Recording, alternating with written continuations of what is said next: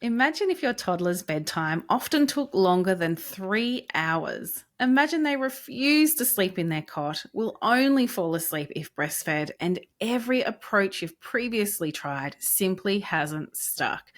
It sounds pretty awful, doesn't it? Well, this week we received an email from Michelle, and I've just described the challenge she's currently battling with her little one. Michelle desperately wants her toddler to sleep in his cot, but is worried about how much he might push back against any changes. Michelle wants to know what approach to take. Welcome back to Brand New Little People, the podcast companion to the Sombel Pediatric Sleep Clinic programs created by us. I'm Dr Fallon Cook and I'm here with Dr Laura Conway. We are PhDs and sleep practitioners and co-directors of Infant Sleep Australia. Laura, how are you going? Yeah, I'm good, thank you. Really feeling sorry for Michelle with her strong-willed I toddler. know.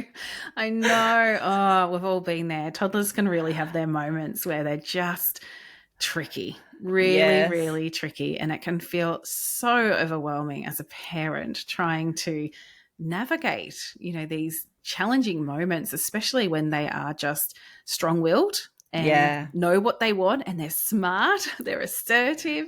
We love that they've got so much energy and they, are so determined.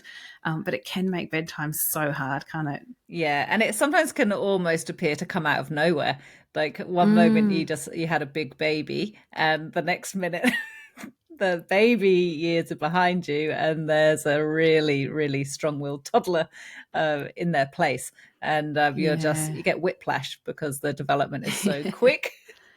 Yeah, Yeah. sometimes parents will say to me, "Oh, should I work on sleep now?" Like, they're talking about their baby. Or is it easier to do it when they're a bit older? I'm just like, no, it's easier to do it before they can walk and yell and explain Yes. things to you and ask lots of questions and demand extra things. Definitely a little bit easier to do it when they're still in babyhood. But Yes. but yeah, let's maybe unpack Michelle's question a bit more, and then we'll Mm. really dive into what to do. And we kind of picked out Michelle's question this week because it's just so common. Michelle's certainly not alone in this No. struggle and certainly not alone in feeling really overwhelmed. I think for a lot of Mm. parents, we have moments where we feel like our toddlers are stronger than we are. And we Yes. wonder how on earth, we can get things on track. So Michelle, just know that you're going to get through this, and any other Yeah. parents also listening. They do grow. They can move past these things. Sleep can get back on track again. Yeah.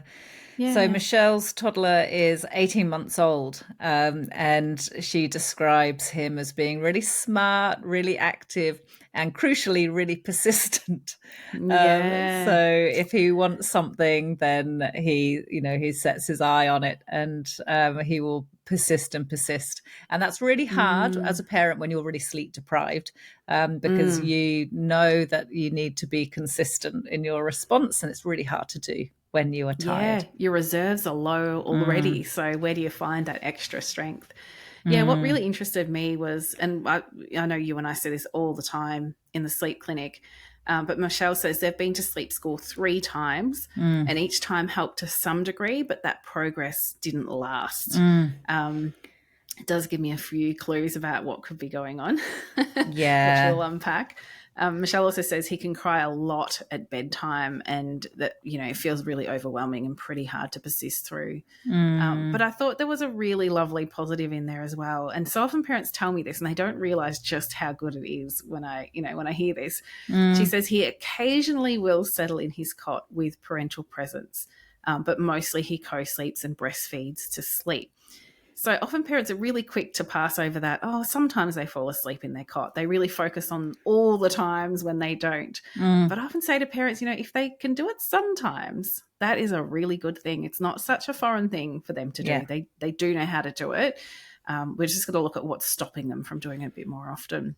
Yeah, absolutely. Mm.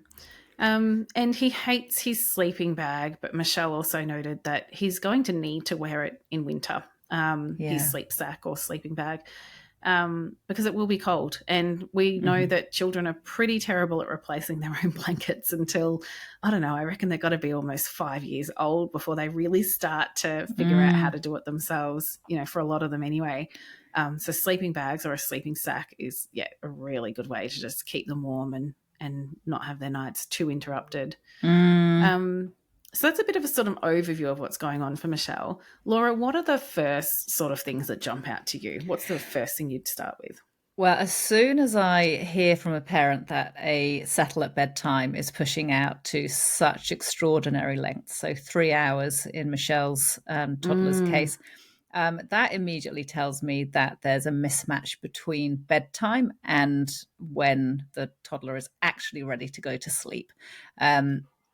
For a child who is really tired to be able to resist going to sleep for 3 hours, that's quite unusual. So more likely is that bedtime might not quite match when Michelle's toddler is tired enough. So then we're thinking really about a sleep pressure issue. And once we look at making bedtime more match the time that he's actually ready to go to sleep, we should find that he settles much more quickly at mm. bedtime. Yeah, and I see parents sort of describing this quite a lot. Like, they seem so tired though. Like, I'm not putting them down for bed because they're wide awake and perfectly happy. And I don't know if Michelle would say the same thing, but a Mm, lot of parents will describe that, it's, well, 7 p.m., for example, they seem really tired and like they need to go to sleep, but they're falling asleep at 10 p.m. And what I often describe to parents is sometimes our toddlers are physically very tired. They've had a really big day. They could have been running around, running laps of you all day. It yeah. doesn't mean that their circadian rhythm thinks that bedtime is 7 p.m. So I often sort of think Mm, about that. Like, if you put them to bed at 7 and they're often falling asleep at 10 p.m., their circadian rhythm is probably truly ready for sleep at 10 p.m. So their circadian rhythm obviously is running very late, and we wouldn't want to mm, keep a 10 p.m. bedtime. mm. But yeah, and parents often a little bit stunned, but often what we will start with is just saying, well, if they usually fall asleep at 10, let's just start putting them to bed at 10. And then we get rid of all of that fight that goes on for 3 hours. They're so ready for sleep that they are going Mm. to fall asleep quickly. And you can practice all of those really good bedtime behaviors and the lovely bedtime routine, and have it result in them actually falling asleep. So they're starting to learn that bedtime isn't the time for shenanigans or getting in and out of the cot or the bed or making extra Yeah, requests. They're starting to realize, when we do the bedtime routine, it's sleep time. And I think yeah, that is that's right. just a really crucial first step, really. If you're putting them into bed and they don't have that sleep pressure there, their body's just not ready for it, it will always be a battle. Yeah, And I think that's something that sleep schools don't look, as far as I'm aware, I'm not aware of any that are actually really looking at unique sleep needs and then catering to that or fixing a delayed circadian rhythm. I'm not aware of any that really look at that side of things. And I would mm, say every time a parent's come to me and said, oh, we've even been to sleep school, but it just hasn't stuck, it's always been that there's a really big sleep pressure problem that just wasn't assessed and wasn't addressed. yeah, Um, yeah, that's right. yeah. And you'd start potentially. I mean, we'd want to be seeing a sleep diary, and this is like general advice only. Mm, But potentially, if we did move bedtime, let's say in this case that you're talking about, Fallon, that it was 10 o'clock that the toddler was falling asleep, you'd be aiming for a much later bedtime than you're currently trying to do, Michelle, and more around when they're ready to fall asleep, and then just shuffling it earlier. So mm. it's not that you're going to be stuck with a 10 p.m. Yeah, it's bedtime. not forever. It's not Promise forever. it's not forever. Yeah, yeah. Yeah. Something else that, well, you've already said, Fallon, that a really good piece of information in that email from Michelle was that her toddler can settle in his cot sometimes. And so I think Michelle just Mm, really gets some confidence from that, because when you do start to settle your toddler when he's actually more likely to fall asleep, he's much more likely to be able to use that skill that he has demonstrated on mm, occasion more consistently. And so then you're going to find that the bedtime with a higher sleep pressure, bedtime's much easier. And you'll then become more hopeful each night. That feeling of dread that you might have will start to disappear at mm. bedtime. He also will start to feel a bit better about bedtime because it's not taking him so long to fall asleep. And everyone starts to feel a little bit more hopeful. Um, Yeah, mm, absolutely. And those times when he did manage to fall asleep in the cot, I would put money on him for whatever reason. It could be a culmination of what's happened over the last week. But that particular bedtime, he probably did have high enough sleep pressure, and that's why he did it. So, yeah, Mm. imagine if we get that sleep pressure where it needs to be every single day. A lot of parents are stunned and will come back for their follow up appointment saying, "Oh my gosh, you were right." When we Yeah. actually started addressing the sleep pressure, it was nowhere near the battle that we thought it would be because, they're truly tired and ready for sleep. Um, Yeah. so I would generally say to families like this, where you're feeling very worried about making these changes and how hard it might be, just work on that daily rhythm for a week. So in Michelle's case, work through that unique sleep needs chapter, figure out what his sleep need is, come up with a daily rhythm that fits it, and then just settle into working on that for a week. And don't change anything about the settling initially because it's Mm. enough hard work just getting the timing in place. Then Yeah. after a week, you know that, excuse me, sleep pressure is going to be much higher. Then when you go, okay, we're going to only fall asleep in the cot now, doesn't matter if you take a gradual approach or a really fast approach. If their sleep pressure is high enough, when you make that change and you always settle them the same way in their cot, and they pick up on that predictability, you will have progress. And if you continue Mm. with that daily rhythm, keeping sleep pressure high enough, it will be lasting progress. You will be Yes. able to keep it on track. And that's what didn't happen in the past. So this is what Yes. I absolutely love about Sunbelt, and I'm so proud of, is that we help parents to figure out all pieces of the puzzle so that you're Hmm. actually going to get that maintained progress. Yeah, absolutely. And Michelle, you can be thinking about bringing in some additional tools that we cover in Sombel, such as a bedtime routine chart for your toddler. I mean, 18 months, he might be a little bit too young for that. But for other people who have older toddlers who are listening, if you're trying to turn bedtime around into a more positive experience, and think about checking out the chapter on bedtime battles, and thinking about giving your older toddler a bit of agency over bedtime with the bedtime routine chart, and also thinking Mm, about some calming games. So if you do have a toddler who is finding it hard to calm down at bedtime, check out the chapter on the calming games at bedtime that can help trigger a calming response in your little one's body, and mm. can help them then get into the zone where they're more likely to fall asleep. Yeah. And then when it comes to, like, those are great strategies. If Michelle's thinking, but which of the approaches should I use at that point of settling in the cot? I think, definitely last week's episode, excuse me, where we talked about cot shenanigans can be Yes. really helpful for Yeah. some toddlers. If they, even with high sleep pressure, they are just up and down like a jack in the box and refusing to lie still, I would in that case lean towards the advanced accelerated approach. So Mm. you're still present and you still give plenty of reassurance, but you're not constantly, right up in their face, because often those toddlers do better when we just take a little step back and give them a little bit of room. Hmm. But if that doesn't feel manageable, absolutely something like the advanced quick fade approach could be a good idea. If he's really responsive to constant touch, that can work really well. Mm. But once that sleep pressure piece is sorted, it sort of wouldn't matter which of those approaches you go with. If you're super consistent and just keep going with it, it's really likely you'll have some really good progress within a few days Mm. or so. So just remember that he is capable. We're not asking him to do something extraordinarily difficult. A cot is a really safe place. He knows that he's safe in his cot. And if you're using an approach where you're giving lots of reassurance and he's still hanging around, he's not going to be frightened or scared or worried, because he can see that you're there and you're reassuring him. But Hmm. he's going to be mad as hell. He's going to be like, "What are you playing at, mum or dad or another caregiver?" He's just, he has every right to be outraged because he doesn't know any different to how you have been settling him. Yeah. So don't expect him to just be all happy with it. There is no magical approach that's going to make this toddler go, "Wonderful, let's go to sleep in the cot." He Yeah. will be cranky about it, but it's perfectly okay to persist. It's important for your well-being and your sleep quality, and it's important for his well-being and his sleep quality as well.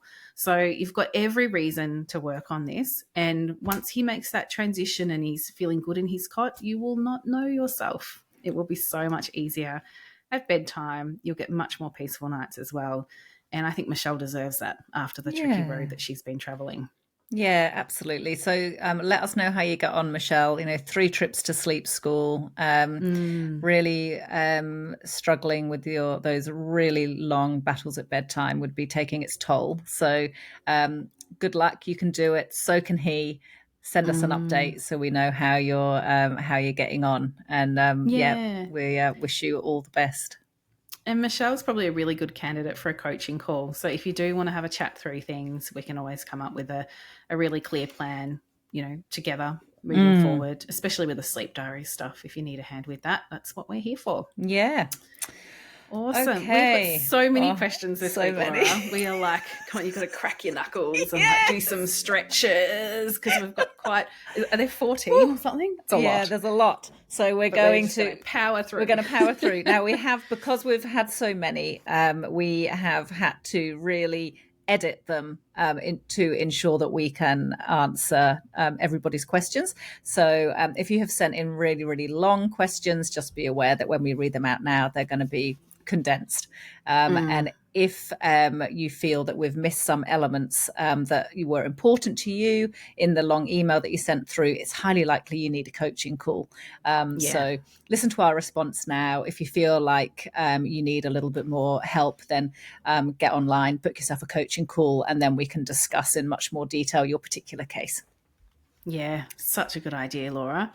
Well, let's start with Katie. So, Katie is the parent of a 3-month-old unicorn baby. We love a unicorn baby. Yeah, we don't see Um, many of them. no, we don't. They're a rare breed indeed in our field. So, Katie says she's preparing for the 4 to 12 month program, but is worried about the 4 month sleep regression. Their baby currently sleeps well, self settles, and naps independently. She has cat naps throughout the day. But Katie's concerned things might change. So, is there a way she can best prepare for the 4 month regression? Is it usually as bad as what people say? Katie, it sounds like things are going really well for you. Your baby already can settle independently in their cot or bassinet, is sleeping well during the night and during the day. So I think you're doing everything that you can possibly do right now. Mm, Sometimes the reason we see things falling over at 4 months of age is just when a baby has yet to develop those abilities to go to sleep without lots of hands-on support. And things can fall over at 4 months just because of changes in development at that point. But the fact that your baby can mm, already settle independently is just telling me that your baby's got really good sleep foundations. So I would just yeah, park that worry. There's going to be plenty of things to worry about as a mum, as a parent, and yeah. let's not worry about things that won't necessarily happen. Yeah, I often say to parents, it's like at that 4 or 5 month mark, your baby is going to pick their favorite way of falling asleep and only want to fall asleep like that. So if most of the time they're falling asleep in their cot, that's probably going to become their preference. So Mm. yay, you've set awesome foundations, Katie, already. Well done. That's great. We have an email from Tamara who has, excuse me, has a 6-month-old who's struggling with daytime cot naps after returning from a holiday. Their baby, who previously settled easily, now resists settling and does what they call a gymnastics floor routine, Love it. rolling around, trying to crawl, and resisting being patted or soothed for 15 or 20 minutes or sometimes even longer. Whilst nighttime sleep and on the go naps are fine, cot naps have become tricky with more crying and more difficulty with settling. So they're unsure whether that they need to adjust wake windows, whether they need to stop patting to sleep for the naps and just use shushing, or whether they should be using a particular cot settling technique for all of the sleeps to reduce confusion. So any advice would be Yeah. appreciated. Yeah, look, it's so common for sleep needs to drop off at around that age. And if, they used to settle really well and now it's taking ages, it really makes me think, they just need to be awake longer before they're truly ready to drop off to sleep. I'd definitely look at that daily rhythm, have a look at what the sleep needs are like now or over the past 7 days, Mm. work out your daily rhythm around that. And you'll probably see some good improvements. It might be that they're ready to drop a nap. If they're on, 3 or 4, for example, it might be time to drop down and definitely Mm. reduce that confusion. I would just have one way of settling and stick with it. If you've been patting during naps, yeah, I'd probably aim to just phase it out so your baby's getting used to drifting off to sleep without you there, they're more likely to settle quicker and less likely to wake constantly. Yeah. Is there anything you'd add to that one, Laura? Yeah, I would say since they're doing their gymnastics floor routine, it's probably going to be getting harder for you to pat them as well because they'll be rolling all over Yes. the place. So, Yeah. and sometimes babies are rolling all over the place because they want you to stop patting them because they want to just Yeah. kind of be left alone a little bit. So, Yeah, the rolling around is them trying, like, it's sort of almost like the repetitive rocking that a lot of babies like to do with their head backwards and forwards. They find it really soothing. So you're right. Yeah, take that hand away. You might actually be really surprised and they could settle faster. yeah, and just use the shushing that they're used to. And then you can start wandering out of the room tomorrow and, shushing more quietly and wean them off that. So, yeah, so good luck. So it's a little bit of all of the things that you suggested you answered your own question tomorrow. So thinking about dropping a nap if necessary and weaning off the patting and do the Yeah. same settling at each sleep time. So good luck. Yeah, absolutely. All right, let's power through. So we've got Brittany, who emailed in. She's a parent who had great success with the 4 to 12 month program. She's wondering if the toddler program offers additional strategies. Sure does, as their nearly 18-month-old, or 15 months corrected, has regressed since Christmas. While sleep has improved slightly, so 1 or 2 wakings at the moment, sometimes sleeping through but waking very early. Brittany says their daughter now screams if left to self-settle in her cot, which she previously did easily. So they're hoping the toddler program can help get sleep back on track, and they wonder if we have any other advice. Yeah, so Brittany, definitely the toddler program has some additional strategies that are applicable to the toddlers who are at a different developmental stage than the babies. And it will help you look at what the reasons might be for why the bedtime battles rearing their head, and give you some tips, perhaps to again, like with the baby program, looking, of course, to see if the daily rhythm is correct, whether you might need to reduce the length of time that she's napping for during the day or changing bedtime or wake up, and just giving you some tips that are specific to toddlers as well. So, I would, definitely be thinking about joining the toddler program. Yeah, and I think at 15 months corrected, if your baby hasn't dropped to, or toddler hasn't dropped to 1 day nap, I just think it's so common, isn't it? Parents go, my toddler's 14 months or 15 or 16 months and nights have suddenly gotten tricky. And I go, oh, how many naps? 2? Oh, well, one's got to go. Yes. So if that is what Brittany's experiencing, if their child's still on 2 naps, I'd definitely be thinking about moving to 1, and it's likely to really, really help. Good. Okay, and we have some questions from Gillian. So Gillian has a 5-month-old and is currently on step 2 of the slow fade approach. And she's got 2 questions about managing sleep during illness. So their son usually sleeps for 12 hours overnight and has 2 hours worth of day naps during the day, has been sick with gastro and a cold. Oh gosh, poor thing. That's terrible to have both of those things, Gillian. Oh my goodness. Yeah. So whilst he's been sick, he's been having longer naps, sometimes up to 4.5 hours. Of day sleep, and then subsequently has had more frequent night wakes, up to 5 times a night. And because he's been sick, Gillian's been offering him extra feeds. So Gillian is wondering how to balance daytime sleep for recovery, whilst ensuring that it doesn't disrupt nighttime sleep, because she has found that too much daytime sleep usually leads to poorer nights. And she also asks whether to stick to the usual 2 night feeds during illness, or whether to continue being flexible with offering extra feeds until he recovers, and with doing that without creating long-term expectations. She does have a final question, which I'll just read out and then we'll just go back through them all. She says, is 5 months too young to transition from 3 to 2 naps if their baby is showing signs of readiness, or should they wait until he's closer to 6 months old? Okay, so there's a little bit to unpack here. So first, starting with the total day sleep.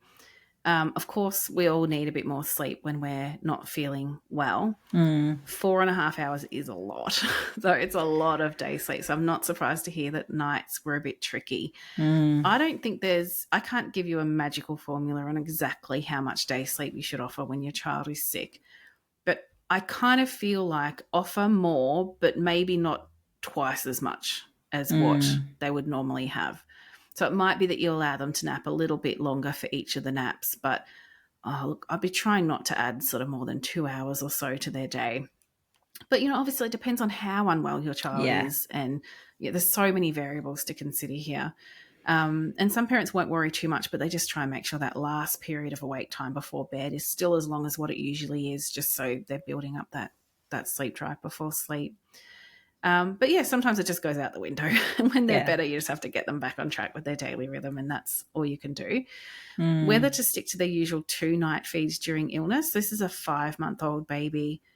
I would probably be a little bit flexible. For older babies, I tend to say, especially if they've dropped all night feeds, I would tend to say don't add extra night feeds when they're sick unless you're worried about hydration and they're not going to take water.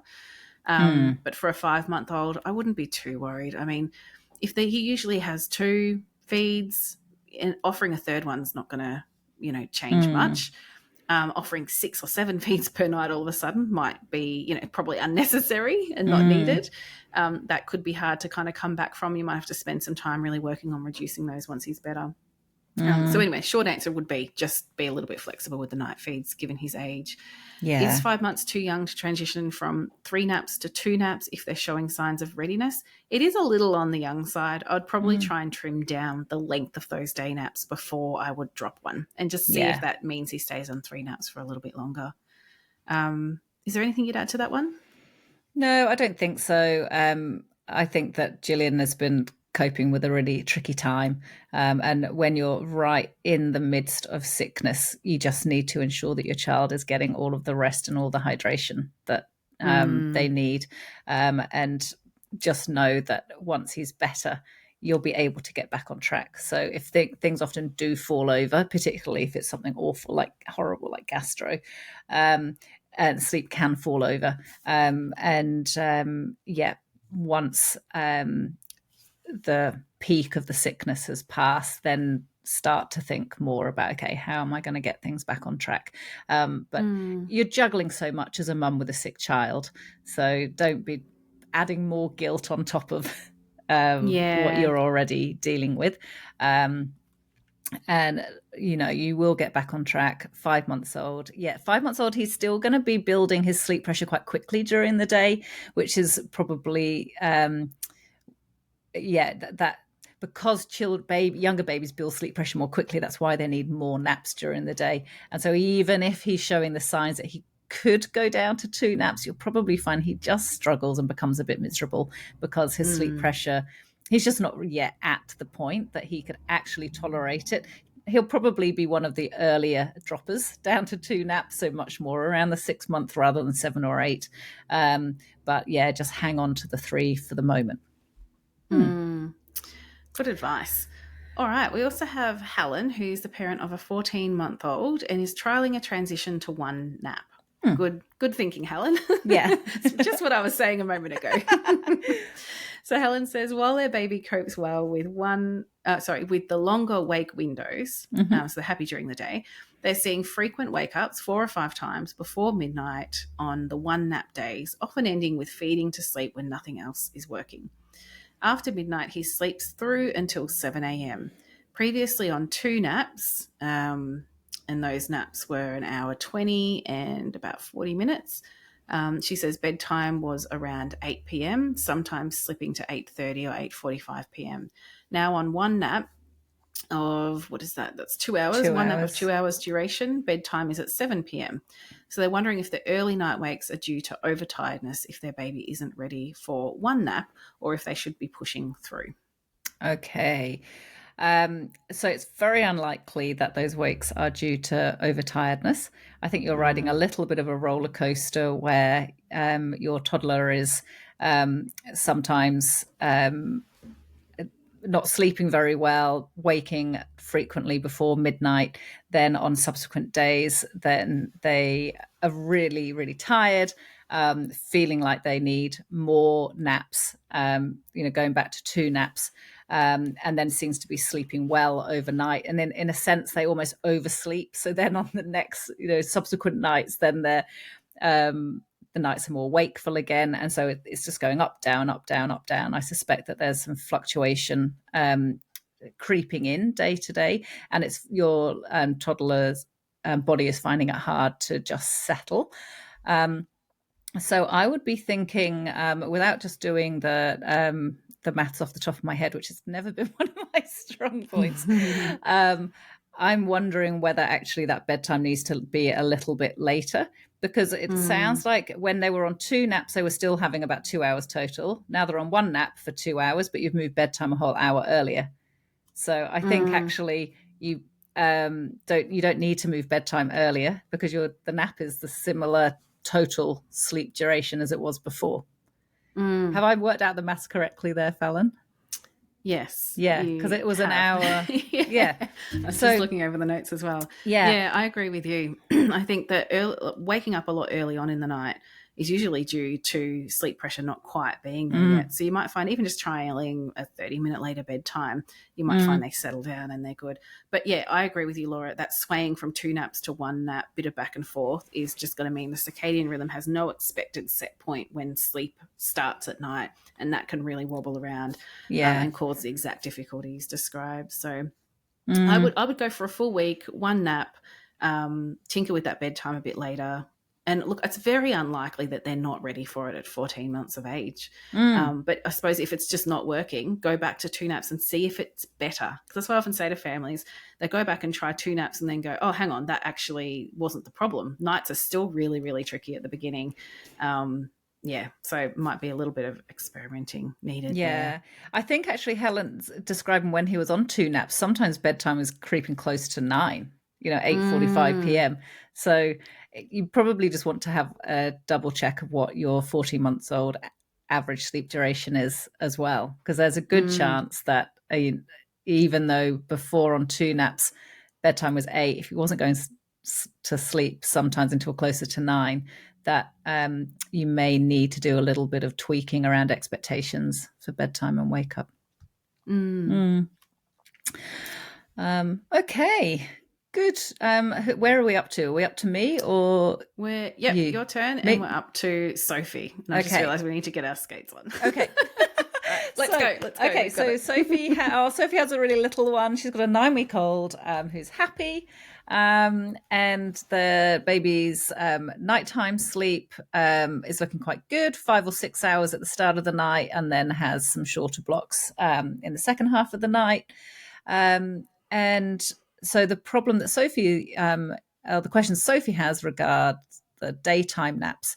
So their 9-week-old baby has 4 naps a day, usually 30 minutes each, with one longer nap, which is between 2.5 and 3 hours. After significant resettling efforts, so waking 4 to 5 times before having some deeper sleep. So Sophie is wondering if this pattern is okay for his age, or if they should aim for longer naps spread evenly throughout the day instead of just that one very long nap.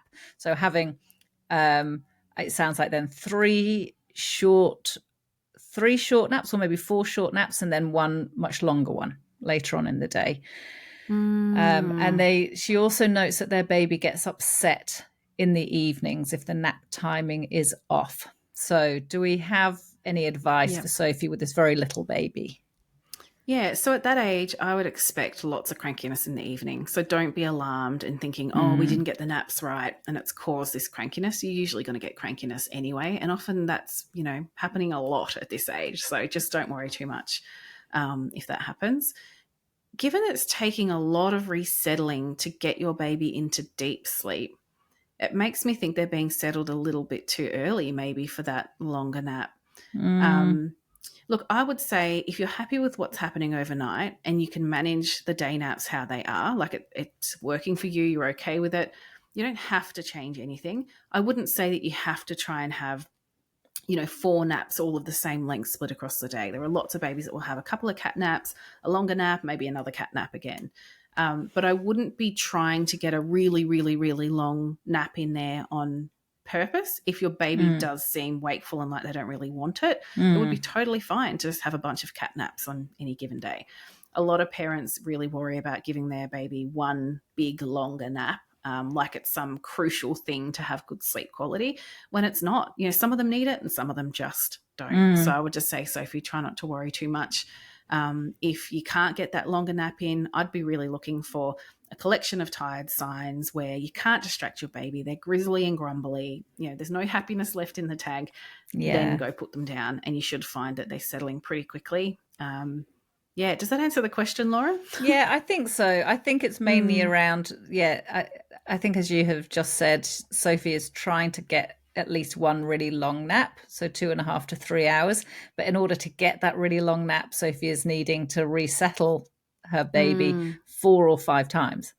Yeah, it's a lot of hard work. That's a lot of hard work, Sophie. So take the pressure off. If your baby if their long nap is only an hour or an hour and a half, so be it. Yeah. So don't be thinking that they have to have a nap that's 2.5 to 3 hours, and take the pressure off yourself, needing to resettle 4 or 5 times. Right in the later afternoon as well, you'll be shattered, Sophie. And over time, babies are dropping their sleep need, and we want them to reduce their day sleep and keep their great nights. We don't want to force lots of day sleep so that their nights fall apart. So that's another thing to just bear in mind as well. Alexia emailed. She has a 5-month-old who sleeps 7 p.m. to 6 a.m. with one night feed, and who has 3 to 3.5 hours of daytime naps. So they've got a pretty high and impressive sleep need. Yeah. But Alexia is struggling with sudden nap resistance. Their son, who previously napped independently in his cot and pram, now only falls asleep for naps when breastfed in her arms, despite minimal bedtime settling issues. This started after a couple of rough nights of around 15 wake-ups when he was teething. Oof, that sounds tough. He's staying awake much longer, so 4 hours instead of 2.5 hours, shows no tired signs, and protests in the pram, trying to sit up and look around. Naps are now only 25 to 30 minutes, and he wakes up upset. Resettling in the cot escalates crying, so they've resorted to holding him. They're unsure if this is a temporary need for comfort or an unintentional feed to sleep association emerging. With their son weighing 9 kilos, they're also struggling physically.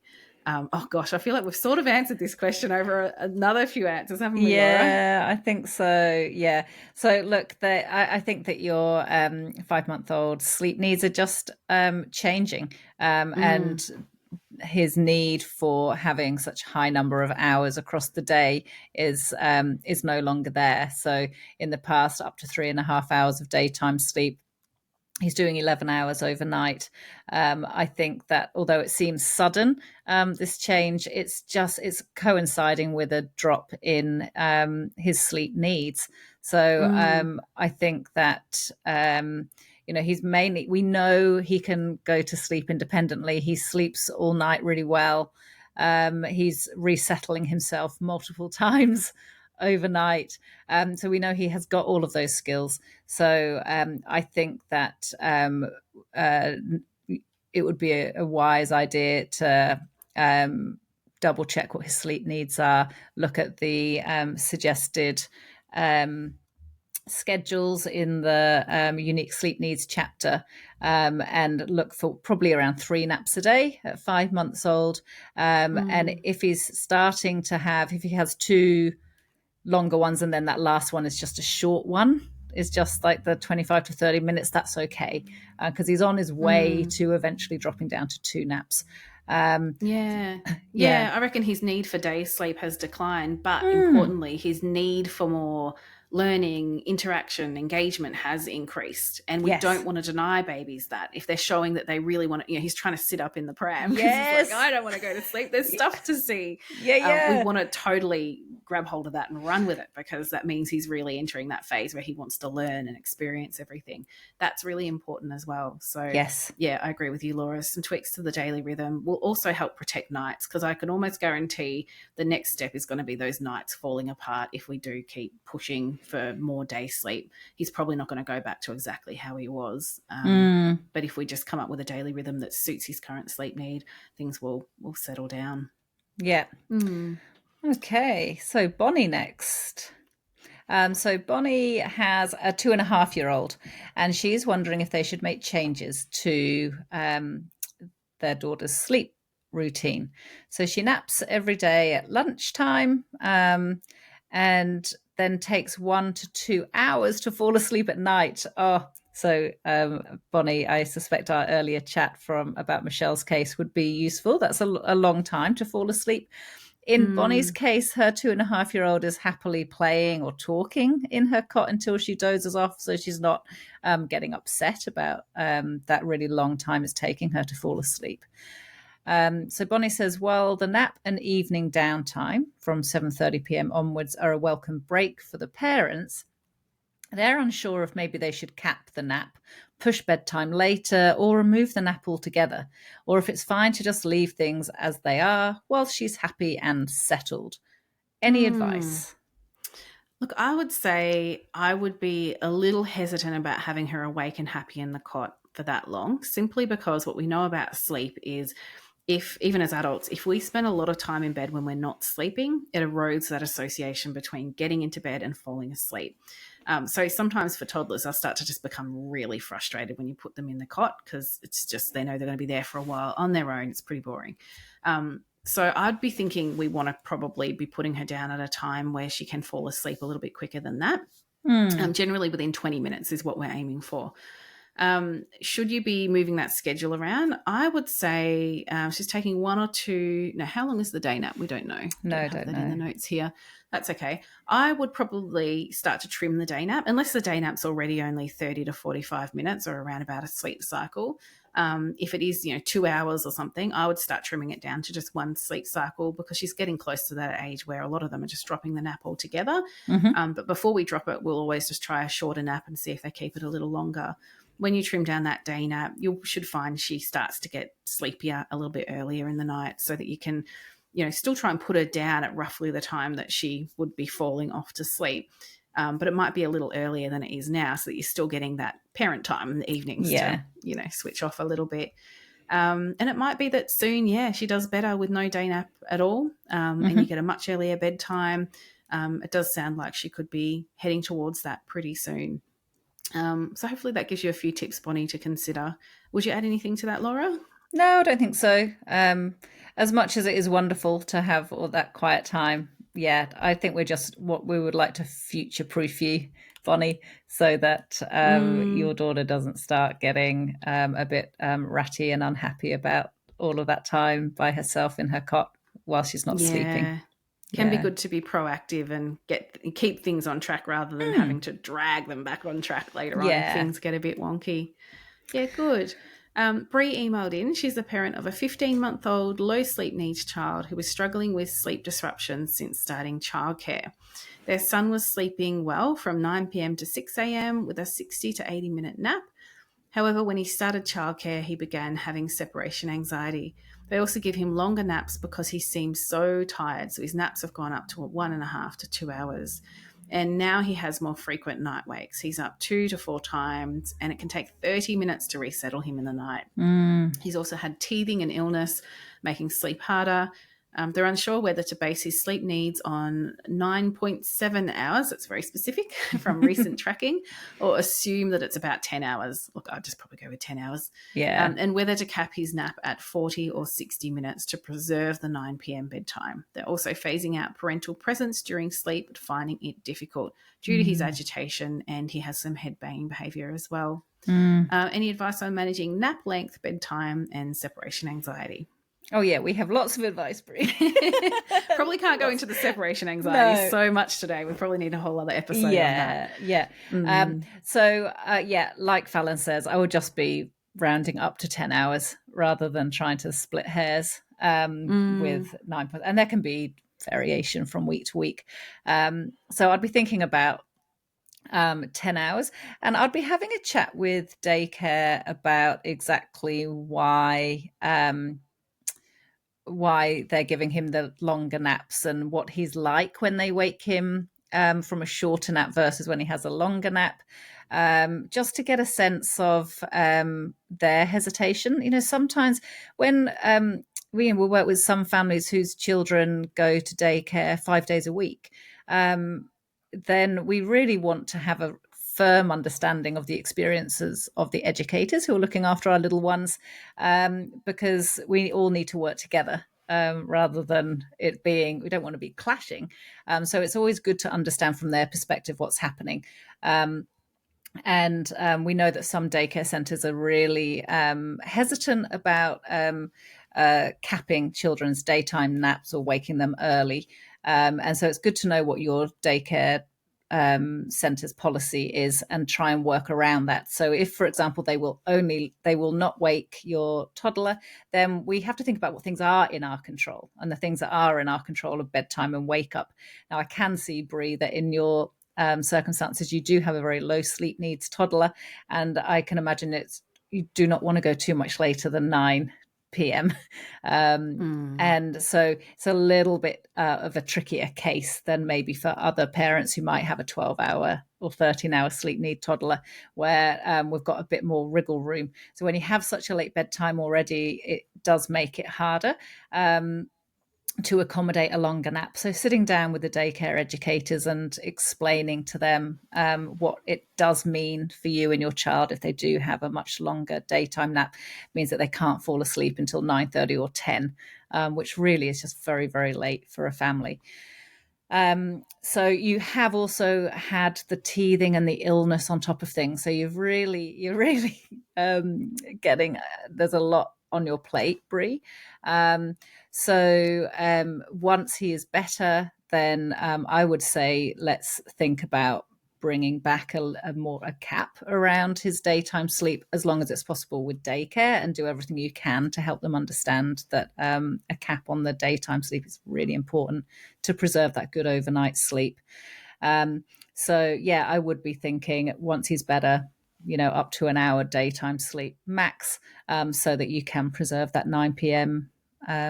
Bedtime. That's also then going to help settling when he's going into bed, when he's tired enough, like we've spoken about with some of the other answers today. You're going to be able to find it easier to gain traction on those settles at bedtime when his sleep pressure is high enough when he goes into the cot at night. Excellent. Good. Shall we move on to Florencia's question now, Laura? Yeah, so Florencia has a 10-month-old who's got a 12-hour sleep need. And Florencia's is struggling with frequent night wakes and false starts. So their daughter previously slept in 7 or 8 hour stretches, now wakes 8 to 9 times a night. Oh, Florencia, that's really hard. Her baby's often screaming and seems distressed. And some of the blocks overnight are as short as 20 minutes. She naps twice a day for 30 minutes each. Is happy during the day. She's got a bedtime of 8, but wakes early from between 5 and 6 and needs resettling. So they're planning to use the slow fade approach, but they want to fix the daily rhythm first. So their questions are, what changes can they make to the daily rhythm to reduce false starts and early wakes? And which cot settling technique would work best, given that shushing, patting, singing, and periodic leaving have all been very challenging in the past? Whew, that's a big question. This is a family I would love to see for a coaching call, because it's not quite adding up. It sounds like she's got a lower sleep need than 12 hours. If she's just having 2 quite short naps and then is doing 8 p.m. to 5 or 6 a.m., it doesn't quite add up to 12 hours. And if her sleep needs are quite low, and sleep's suddenly quite difficult, I'd just love to check in about things like medical factors that could be influencing things, and really see that diary to figure out what's going on. So look, Florencia, that is what I would suggest. Book a coaching call if it's within your means. I think that would be really beneficial. But look, I would, if you can't do that, you don't want to do that, that's okay.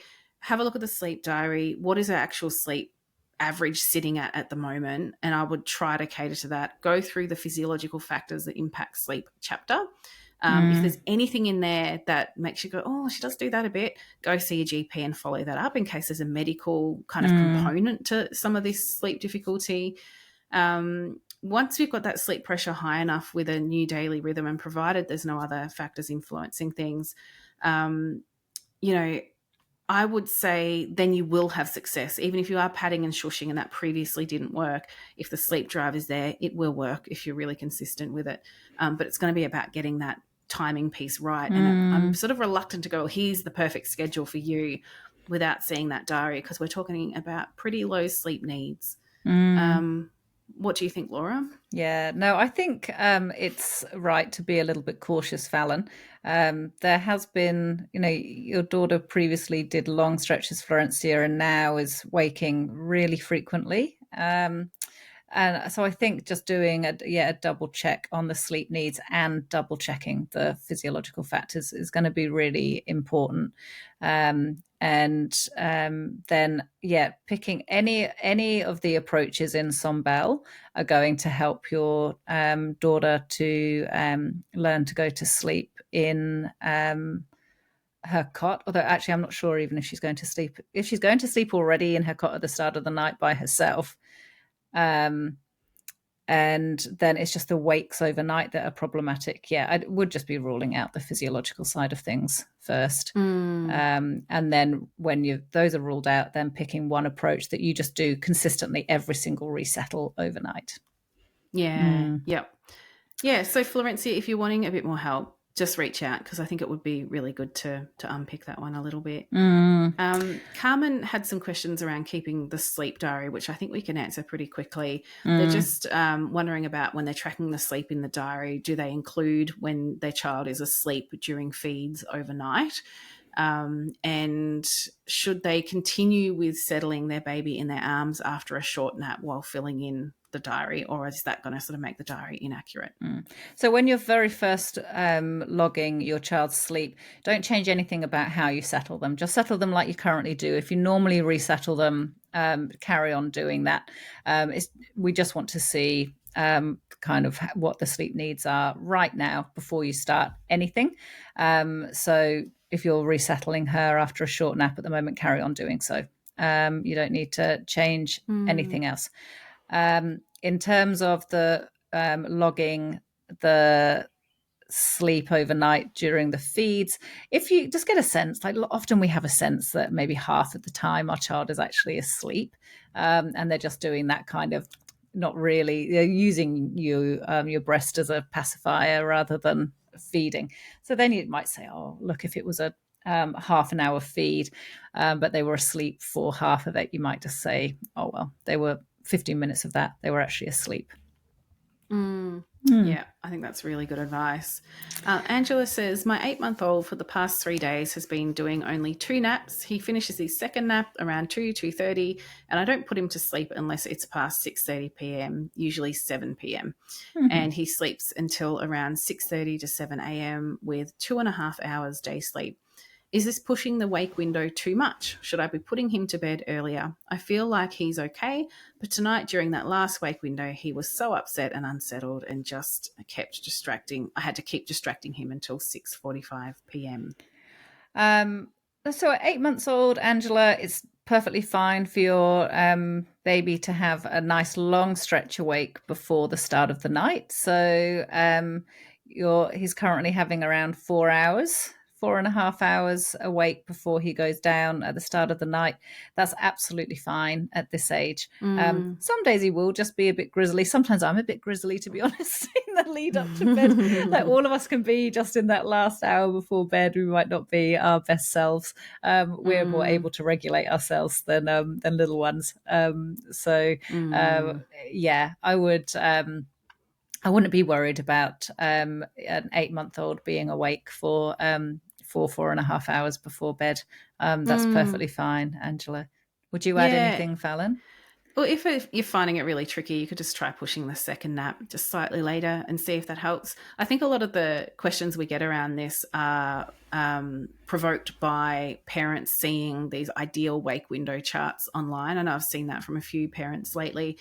where they say, oh gosh, it's 4.5 hours, or 5 hours. They're perfectly happy. It's working really, really well for them. But they're like, oh, but I keep seeing this advice that they should never be awake for longer than 3.5 hours.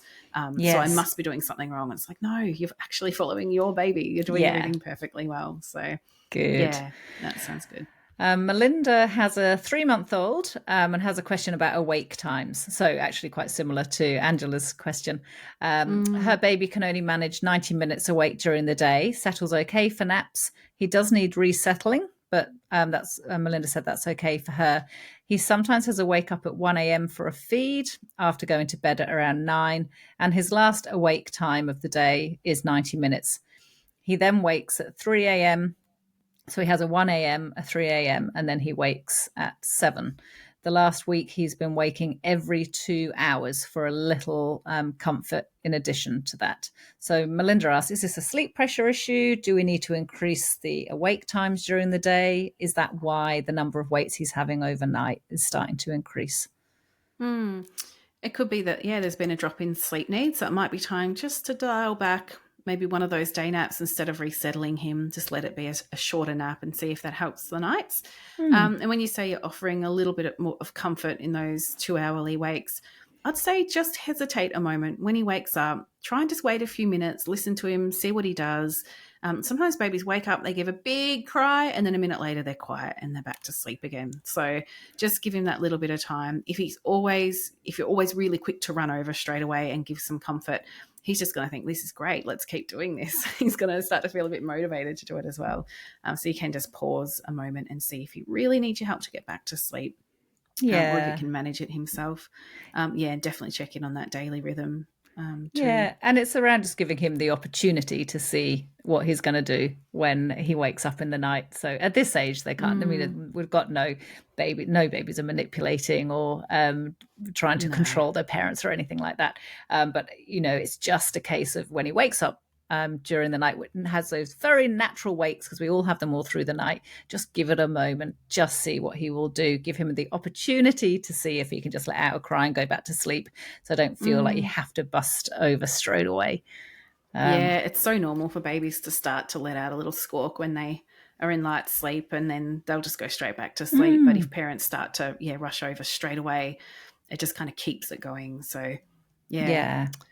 very good. And Belinda wrote in. She's a soon to be fourth time parent who Mm. had very challenging sleep experiences with her first three children due to some ENT issues, sleep apnea, and very frequent waking.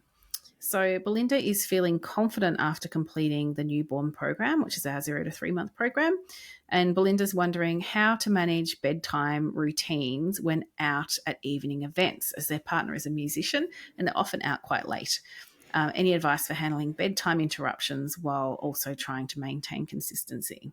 It's really, really hard when your family's lifestyle kind of clashes with setting up bedtime um, routines and expectations.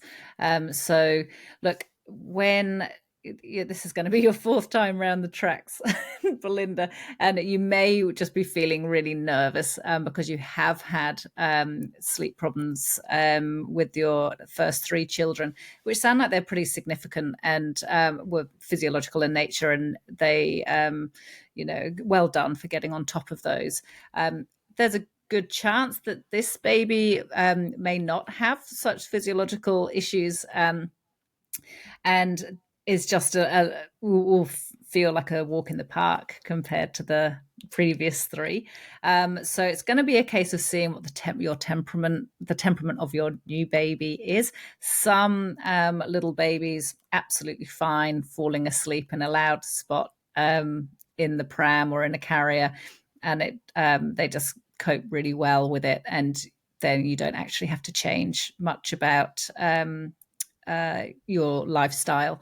But for others, they're really sensitive. It's actually going to be really hard for them to sleep in really loud places. Then I'd be thinking about what supports you can have in place around you. So perhaps somebody can stay home with the baby, be it you or a grandparent, to help them settle at bedtime whilst you support your partner in their role. and just really working out what's going to suit you and your new baby best.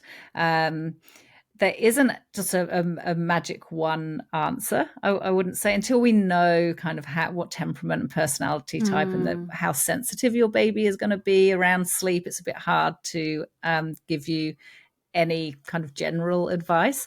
Fallon, can you think of anything? Yeah, I would else? say like some babies you'll find they can have a really late night every now and then and they're fine. You just adapt their day naps. They swing with the punches. They're all good. Like it just doesn't matter. And others parents will find, well, no, even if we're out and about, at 8 p.m., I really have to get them to sleep or the whole night's just going to be so challenging.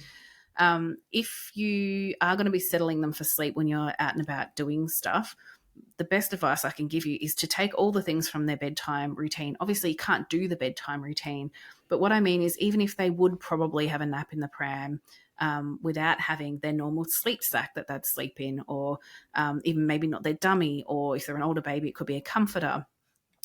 Take any of those things with you.